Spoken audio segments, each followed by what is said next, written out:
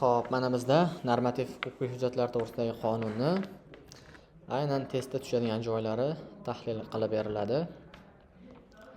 Xo'p, bu prezentatsiyamiz rejasida normativ huquqiy hujjat tushunchasi, normativ huquqiy hujjat turlari, normativ huquqiy hujjatni amal qilish muddatlari haqida gaplashib chiqamiz. Endi mana normativ huquqiy hujjat tushunchasi. Ayni shu normativ huquqiy hujjatlar to'g'risidagi qonunni 3-moddasida bayon etilgan bu 3ta masalani, maqsadni o'z zimmasiga olgan, ya'ni normativ huquqiy hujjat. Birinchi maqsadi huquqiy normalarni belgilash, ikkinchisi ularni o'zgartirish, ya'ni normativ huquqiy hujjat shunaqa normalarni o'zgartirish, normalar belgilash hamda bekor qilishga qaratilgan rasmiy hujjat hisoblanadi. Normativ huquqiy hujjatlarning turlari. Bular bizda O'zbekiston Respublikasida qonun va qonunosti hujjatlarga bo'linadi. Bunda endi asosiy farqi qonun hujjatlarida aytamiz, huquq yoziladi. Ya'ni yangi huquqlar mavjud bo'lsa, ular yozilishi, ya'ni shu qonun hujjatlarida bo'ladi. Qonunost hujjatlarda esa uni ijrosi, mexanizmi ta'minlanadi. Misol uchun, har kim yashash huquqiga ega. Bu qonun hujjati bilan belgilab berilishi kerak. Endi qonunost hujjatda uni qanday aytamiz? Bir kim yashaydi, qachon yashaydi, necha yoshdan necha yoshgacha boshlab yashaydi, shuni hammasi qonunost hujjatlarda yozib bayon etilar ekan. Endi mana qonun hujjatlari. Birinchisi O'zbekiston Konstitutsiyasi, ikkinchisi qonunlari. O'zbekistonni bu qonunlari ro'yxatida O'zbekistonning kodekslari ham bor. Uchinchisi Oliy Majlis palatalarining qarorlari. Endi qonunost hujjatlari. Birinchisi Prezidentning farmon va qarorlari, O'zbekiston Respublikasi Vazirlar Mahkamasining qarorlari va vazirliklar va idoralarning qaror hamda buyruqlari deyilgan. Ya'ni idoralar deganda prokuratura, Milliy gvardiya, inspeksiya, agentliklar, har xil shunaqa organ, qo'mita, idoralarni tushunsak bo'ladi. Ular chiqargan qaror va buyruqlari qonunost hujjat xarakteriga ega. To'rtinchisi mahalliy davlat hokimiyati organlarining qarorlari. Misol uchun, Toshkent shahar hokimi qaror chiqarsa, bu ham normativ huquqiy hujjatni qonunost hujjat turiga kirar ekan. Bular ayni shu normativ huquqiy hujjatlarni, normativ huquqiy hujjatlar to'g'risidagi qonunni 6-moddasida bayon etilgan. Endi mana uni 9-moddasi qonun haqida gap ketgan bunda. Ayni shu qonun eng muhim va barqaror ijtimoiy munosabatlarni tartibga soladi va Oliy Majlis tomonidan yoki O'zbekiston xalqining referendumi bilan qabul qilinadi qonun hujjati. Kodeks haqida ham gap ketgan, ya'ni bu kodeks huquq sohasini tartibga soluvchi bir qonunlar majmui. Ya'ni bu qonunlar huquqiy prinsiplar va normalarni mustahkamlovchi, birlashtiruvchi, tizimlashtiruvchi, shuningdek ijtimoiy munosabatlarni eng muhim sohasini huquqiy jihatdan kompleks tartibga solinishini ta'minlovchi kodekslar tartibida qabul qilinadi. Misol uchun, hozirgi kunda mavjud emas, tadbirkorlik kodeksi mavjud emas, lekin undan avval tadbirkorlik sohasi vujudga keldi. Ya'ni ayni shu sohaga aloqador bo'lgan normativ huquqiy hujjatlar juda ko'p.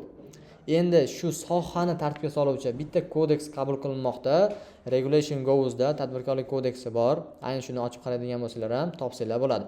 Shu vaqt kelib qabul qilinadi. Ya'ni soha dastlab vujudga keladi, keyinchalik ayni shu sohani tartibga soluvchi kodeks tartibida qabul qilinishi mumkin. Shundan keyin ayni shu kodeksda qabul qilingan normalar mavjud bo'lgan barcha normativ huquqiy hujjatlar, qonun hujjatimi, qonunost hujjatimi hammasi bekor qilinadi. Bitta kodeks tartibida qonunlar majmui qabul qilinadi. Xo'p, endi mana vazirliklar va idoralarning qaror hamda buyruqlari haqida gaplashamiz. Vazirliklar va idoralar faqat qonun, prezident hamda vazirlar mahkamasining hujjatlari bilan vakolat berilgan taqdirda normativ huquqiy hujjatlar chiqarishi mumkin. Buyrug'i qanday tartibda chiqariladi? Buyrug'i ayni shu idorani, vazirlikni rahbari tomonidan chiqariladi. Endi qaror esa ayni shu idorani o'zi tomonidan, ya'ni kollegial tarzda chiqariladi. Misol uchun, bosh prokuror tomonidan, bosh prokurorning shaxsi o'zi chiqaradi, bu buyruq chiqarishi mumkin. Endi bosh prokuratura tomonidan qarorlar chiqariladi, ya'ni kollegial organ tomonidan qaror qabul qilinar ekan. Endi uni hududiy bo'linmalari normativ huquqiy hujjatlar qabul qilishi mumkin emas.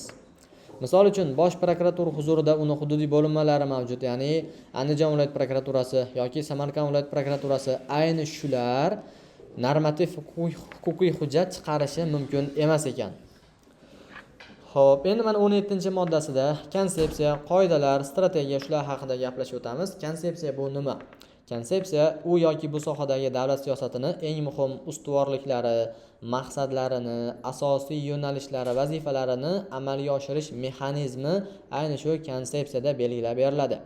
Qoidalar biror bir faoliyatni amalga oshirishga doir talablarni belgilab beradi.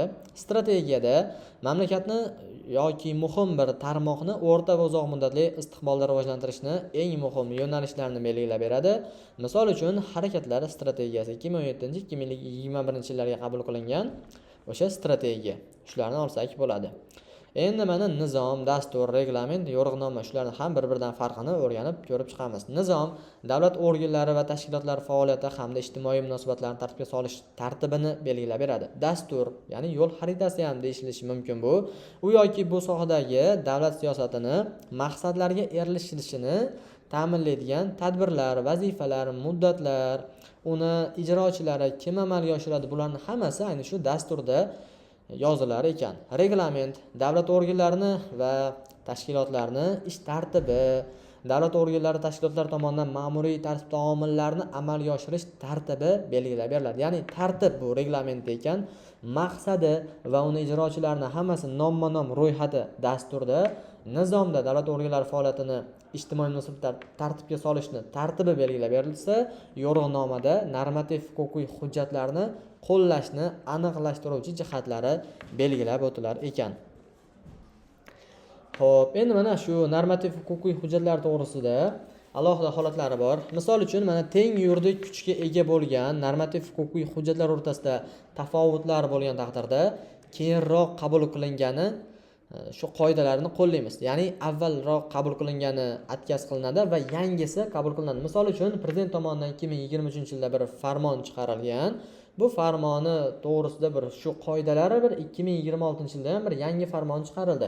U qoidalar o'rtasida ziddiyat kelib qoldi deylik. Shunda keyinroq qabul qilingani, ya'ni yangisini qoidasini qo'llaymiz. Ya'ni aynan o'sha 2026-yilda qabul qilingan farmonni yuridik kuchi balandroq bo'ladi. Endi agar normativ-huquqiy hujjat maxsus vakolatli vazirlik yoki idora tomonidan qabul qilingan bo'lsa, u bir xil maqomdagi boshqa organlar hujjatlaridan yuridik jihatdan ustun hisoblanadi. Misol uchun, ichki ishlar organlari xodimlarini formasini, bir xizmat kiyimini tasdiqlash to'g'risida bir qaror chiqarilsa, Adliya vazirligi tomonidan va Ichki ishlar vazirligi tomonidan ham ayni shu masala xususida bir qaror chiqarilsa, bu masala uchun maxsus vakolatli organ ichki ishlar hisoblanadimi? Ichki ishlar vazirligi chiqargan qarori Adliya vazirligidan ko'ra kuchliroq hisoblanadi. Bu joyda ham ayni shu holat aytilmoqda.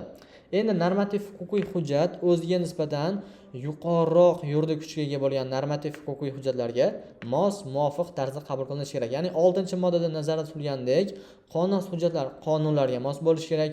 Qonunlari konstitutsiyaga, konstitutsiya eng oliy yuridik kuchga ega hisoblanadi. Xullas, bu joyda ham shunaqa qoidalar aytilmoqda. Ya'ni eng pastidagisi yuqoriga muvofiq bo'lishi kerak.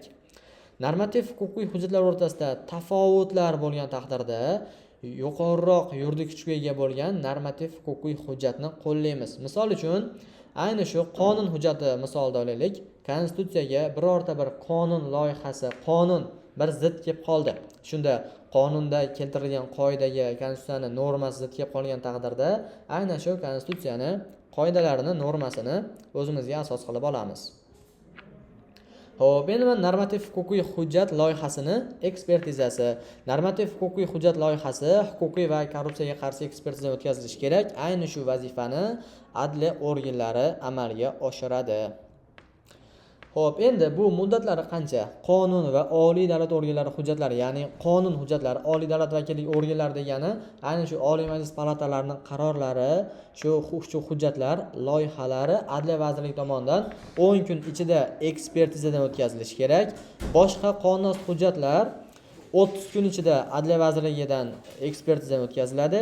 Agar aytilayber shu 10 kun muddatda bajara olmadi, biron bir xodimga biriktiriladi. O'sha xodim bu muddatda eplay olmadi ekspertizani. Shunda unga nisbatan 5 kungacha muhlat qo'shib berishimiz mumkin.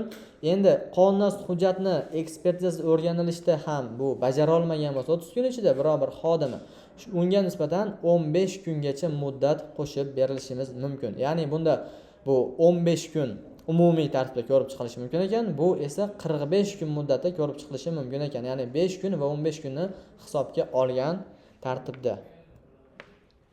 Xo'p, endi bundan tashqari Adliya vazirligining hududiy bo'limlari tomonidan xalq deputatlari viloyat, tuman, kengash qarorlar loyihalarini huquqiy ekspertizasi 2 ish kuni ichida ko'rib chiqiladi. Endi viloyat, tuman, shahar hokimi qarorlari esa qaror loyihalari huquqiy ekspertizasi ayni shu adliyaning hududiy bo'linmalari tomonidan 5 ish kuni ichida ko'rib chiqilar ekan. Xo'p, endi mana vazirlik va idoralar normativ huquqiy hujjatlarni qabul qilgandan so'ng 10 kun muddat ichida davlat ro'yxatdan o'tkazish uchun Adliya vazirligiga taqdim etish kerak. Agar vazirlik va idoralar mansabdor shaxslari davlat ro'yxatdan o'tkazmasdan turib biron bir normativ huquqiy hujjatlarni kuchga kiritsa, ular, ya'ni rahbarlari ma'muriy javobgarlikka tortiladilar. Normativ huquqiy hujjatlarni kuchga kirish tartibi. Endi normativ huquqiy hujjatlar agar hujjatni o'zida kechroq qoida ko'rsatilmagan bo'lsa, rasmiy e'lon qilingan kundan boshlab kuchga kiradi. Misol uchun qonun o'zida ko'pincha eng oxirgi moddasida ushbu qonun mana shu muddatdan boshlab kuchga kiradi deb yozib qo'yiladi. Shu muddat yozib qo'yilmasa, e'lon qilindimi, tamom kuchga kirish kerak. Endi bunga istisno holatlarimiz bor.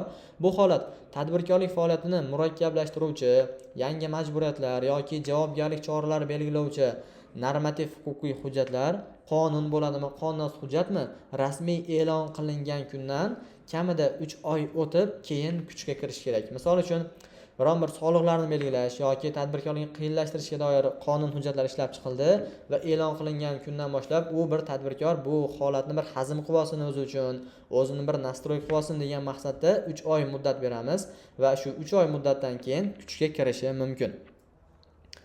Xo'p, endi normativ huquqiy hujjatlar qachon bekor qilinadi? Normativ huquqiy hujjat yoki uni bir qismi qaysi muddat yoki hodisa yuz berishi uchun mo'ljallangan bo'lsa, o'sha muddatda bekor qilinadi. Misol uchun, strategiyalar 2017-yil 2021-yilga mo'ljallangan harakatlar strategiyasi ayni shu 2021-yilgacha amalda bo'lgan, 2022-yildan bu bekor qilingan o'zidan o'zi. Va hodisalar bo'lishi mumkin. Misol uchun COVID-19 ga bag'ishlangan bir karantin qoidalari bo'lgan bo'lsa, ayni shu COVID-19 tugallangan kundan boshlab bu bekor qilingan. Ayni shunaqa hodisalar ro'y berishiga mo'ljallangan bo'lsa, unda bekor qilinadi. Va bu normativ huquqiy hujjat konstitutsiyaga muvofiq emas yoki haqiqiy emas deb topilganda bekor qilinishi mumkin, hamda hujjatni bir qismi o'z kuchini yo'qotgan deb topilganda bekor qilinadi. Hujjat yoki uni bir qismi bekor qilinganda ham bekor qilinishi mumkin bu.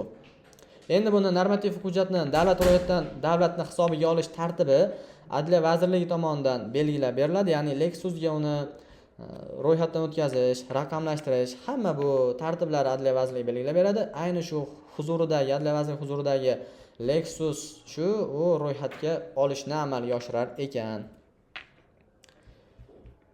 Xo'p, normativ huquqiy hujjatlar loyihalari bizda shulardan iborat edi.